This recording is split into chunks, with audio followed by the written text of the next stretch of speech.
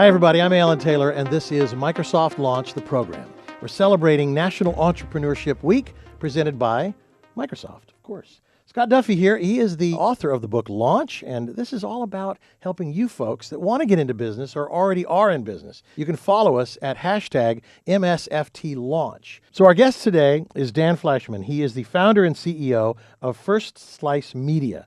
They're the makers of Hoverboard, amongst a lot of products that they make. He's the youngest owner of a publicly traded company ever. Dan, welcome to the show. Thank you. Thank you for having me. So, Scott, I know that you have a relationship here with Dan, and I'm looking at some of the things that he's done in his lifetime, and you're a young dude for doing as much as what's on your plate. And I love First Slice Media, like you said, like a slice of pizza. How did you get into all this?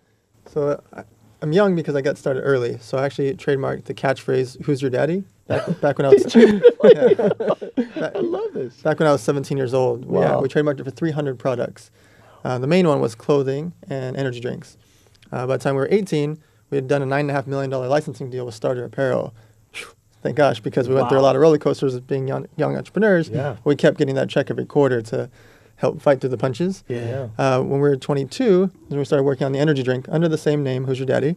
And by 23, we were selling into 55,000 retail stores. Wow. So I was just traveling the planet, Wow. meeting with chain stores and distributors and everybody in between to get us in convenience stores and Costco, et cetera. So I did that company for 10 years until I was 27. And on the 10-year anniversary date, I resigned so I could have another feather in my cap. Because I'd done the whole company my whole life. It felt like my whole life because I was 17 to 27. Wow. So I went on to start a poker site, an online poker site. And I put on my backpack, and I moved to Malta in the middle of nowhere. What? Never even heard of Malta before. I just knew that's where I had to be for my gaming license. So I picked up and moved out there. Within 8 months, we're the third biggest poker site in the world, and we're off to the races. Wow. When you say we, you keep saying we. Who's the we? It was mostly me because it was me living and breathing it all. Yeah. But it always takes a team to make things happen. I have a core half a dozen people that are always helping me. The same guy, Mo, has been building my website since I was a kid. My mom's helped me with all the accounting and processes. You know, like I have a certain core group that's my family essentially to help me with everything. My brother Leon does all the accounting. So it's just, it's a core. You're leading the charge, but it is a we. I get it. Yeah, I'm the quarterback, but there's still a full team, right? Sure. And then all of a sudden, online poker gets shut down in America. Boom. I didn't get shut down, but I willingly shut down because I was all of a sudden number one in the world. I didn't want to be number one because the other guys got shut down for bad things. So I went and made it very, very public. And I showed all my records and proved everything was great and did 82 interviews and ESPN, everything. And all of a sudden I did so good that all these land-based casinos started hiring me to consult for them. So then that's kind of one of these topics I talk about, don't sit on the floor and cry about it, is when you have a major failure like that, where even though it wasn't my own fault, the company got shut down because everybody else got shut down. I went and turned that into a positive and started getting hired and getting paid way too much by these casinos to then teach them how to do things. Well, what I get out of this already is if you do a great job at whatever you do, the world will be the path to your door. Absolutely. Yeah. Absolutely. Wow. I love this. And such a young guy for all this. Yeah, you're an angel investor in, I think, 25 companies. Yep. When you sit down with those entrepreneurs, what are the top pieces of advice that you can give them about launching and growing their companies? Sure. I guess the main one is don't be afraid to ask. What happens is a lot of times they get in their own way and they get too proud. And they don't realize that if your father's friend is an accountant and you need help with accounting, ask him. Don't go searching Yellow Pages finding some other stranger as an accountant. If your dad's uncle's friend is blah, blah, blah, and he's a big angel investor, talk to him. If somebody else has already opened up 4 restaurants and you want to open a restaurant, ask him. You're not hurting anybody by asking for advice, right? Did you ever have doubt, though? I mean, it seems like you just are like this fearless guy that never really learned how to doubt himself. Yeah, You know? I think that's a big key to when you're running and you just keep running and you fall over. You just get up and keep running and you don't sit on the floor and cry about why I fell. Right. You just keep going because life is really short. You know, I've lost a lot of people that have passed away, and I just realize how I feel. I'm young, but man, I feel like I have got a lot more to do and a lot of things to happen. Wow. Well, listen, I want to get in your slipstream and follow you because it seems like you have this Midas touch. But I think also there's a certain innocence that I see, you know, and Scott, you and I deal with a lot of people from a lot of walks of life and business. But Dan here just seems like he has this innocence about him that, you know, it's just simple. Let's just do it. Right. 8 months ago, we were like, okay, let's start a media site. And then 3 weeks later, we had a media site. And then all of a sudden, I just said, okay, well, what did that guy do? What does that website do? What does that website do? Let's just mimic them, put all these things together, make it better, and we won't write bad news. We're only going to write good news because we don't want to be talking about drama and gossip. Yeah. So There's enough of people doing that in the world anyway. Yes, and they're great at it. Yes, they are. And so we replicated what these guys were doing, made it the good version, got a lot of celebrities and influencers behind us. Now we've had 300 million page views in 8 months. Oh my God. And now we're one of the fastest growing sites in history because we just did it. You know, we saw what everybody else was doing right and wrong and made it Look better. at this guy. Look at him go. He's like the ever-ready bunny. Yes, that's good. One of the things I want to go back to is you mentioned being in business with your family. And we've spoken to people that have had good experiences being in business with their family and some that kind of went sideways. Sure.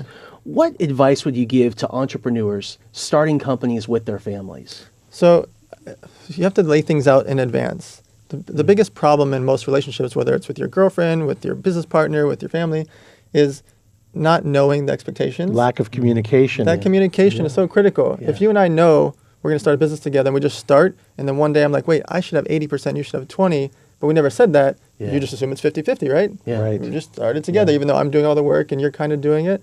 If I would have told you ahead of time, you could have made that decision and it was all laid out. Even if it's a one-pager, just Sure. lay it out. Even with your own family, you have to do that. Yeah. If you're going to say, hey, mom, I'm going to hire you for accounting, and hey, brother, I'm going to hire you to be my CFO, there starts to be very basic things in place. Otherwise, you're going to have a really, really tough time telling them, oh, I can't afford to pay you $80 an hour when I thought I was paying you $20 an hour. Right. Sure. Even if your rate's normally $80 an hour, hey, I'm your son, right? Do it for free. No. If you have to lay it out, if you think they're going to do it for free, tell them that. If you think you're going to pay them $20 an hour, tell them that. Communicate. That's so critical. I remember the first time I heard SOW, scope of work. I remember thinking to myself, scope of work.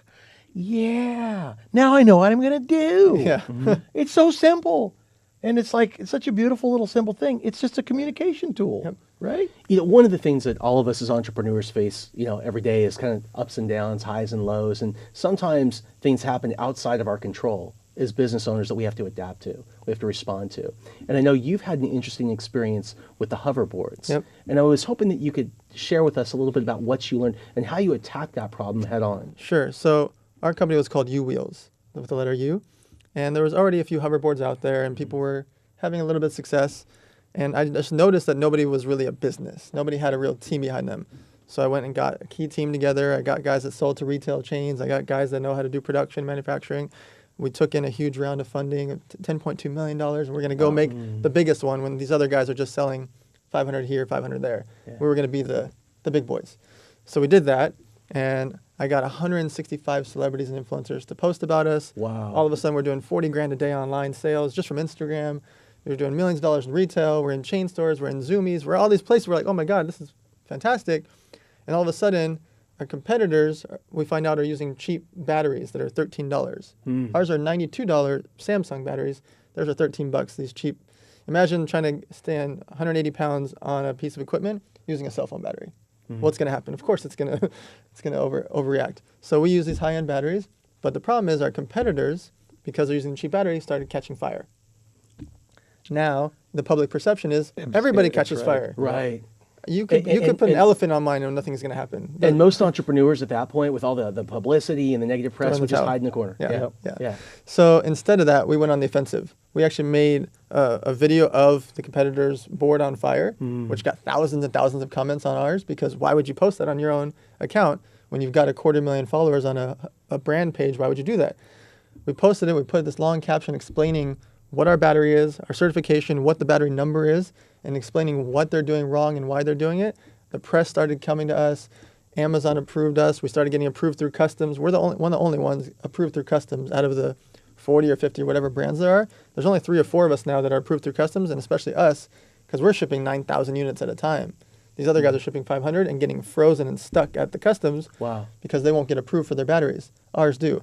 So by going on the offensive, getting the right licenses, getting through and making friends with customs and instead of trying to sneak it in like these guys were, they're trying to ship it in fake package boxes, and we're just doing everything proper, and we're doing it very, very openly so that the brands and the chains are okay with it. That's why chain stores buy from us and not these other brands. Yeah, it's interesting. It's handling a crisis and going toward it. Of course, you had the confidence to go toward it because you knew that your product was superior and Right. it was good. But that is such an important thing, is to deal with a crisis in a very strong way and Right. to deal with your problems. You look at the airbag situation in the auto industry right now, the biggest recall in the history of the world, you might say, of the auto industry. But you guys are the company that make the good hoverboard. Right. And that's a big message to get out. So you should go out with that Yeah. message. There was other companies that had good batteries, and they're out of business Yeah. because they got so defensive and nobody believed them. They didn't deal with their crisis. You are all about action. Yeah. You know, you're the kind of person that you don't talk about it. Right. You just get Right. about it. Right. You just take action. And I think that there's a lot of entrepreneurs that are afraid to get started. Yep. They think it's going to cost too much, or there's just too many. What would you say to those entrepreneurs? Yeah. So what I say is, don't talk about it, be about it. And the reason for that line is, everybody just talks, and your aunt has this idea for 3 years about this new little pet product she's going to do.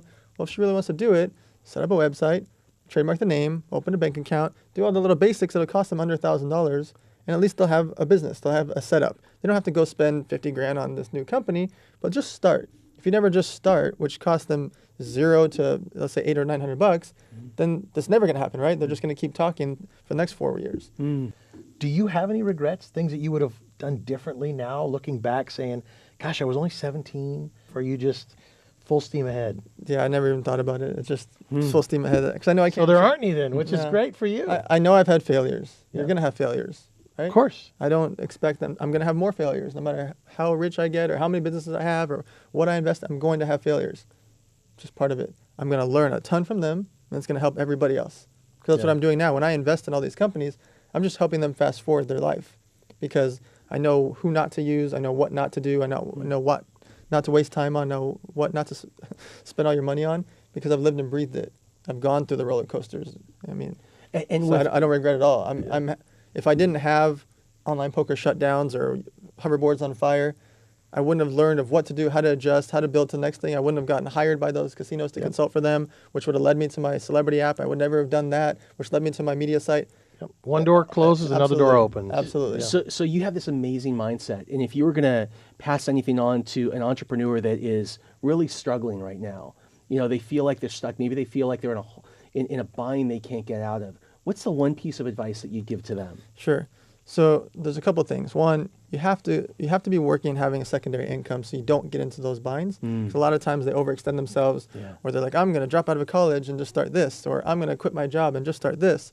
Well, there's so many hours in the day that people could be working on their project before they make that leap. I don't recommend anybody quitting your job as a lawyer or real estate agent and then your income goes to zero, because you're not going to make money from your company the first year, I promise. No matter how good you do, if you make millions, you will not make millions personally. Because if you're smart, you're going to reinvest it. So you have to have that secondary income. You have to stay focused on that. If you're in a rut or in a bind, get advice, get a mentor. Get somebody that's already been there to help guide you through. You're not supposed to go raise a bunch of money for your failing company. Don't go asking for loans to help put a Band-Aid on it. You have to get advice, get yourself together, become an expert at what you're doing, get hired to do that so you can become better at your own core business. I love it. And it comes back to ask. Yes. Ask. That's right.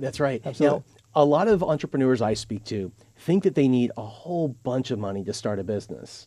I can't tell you how many people say I need $1 million to get started. Seriously. Right?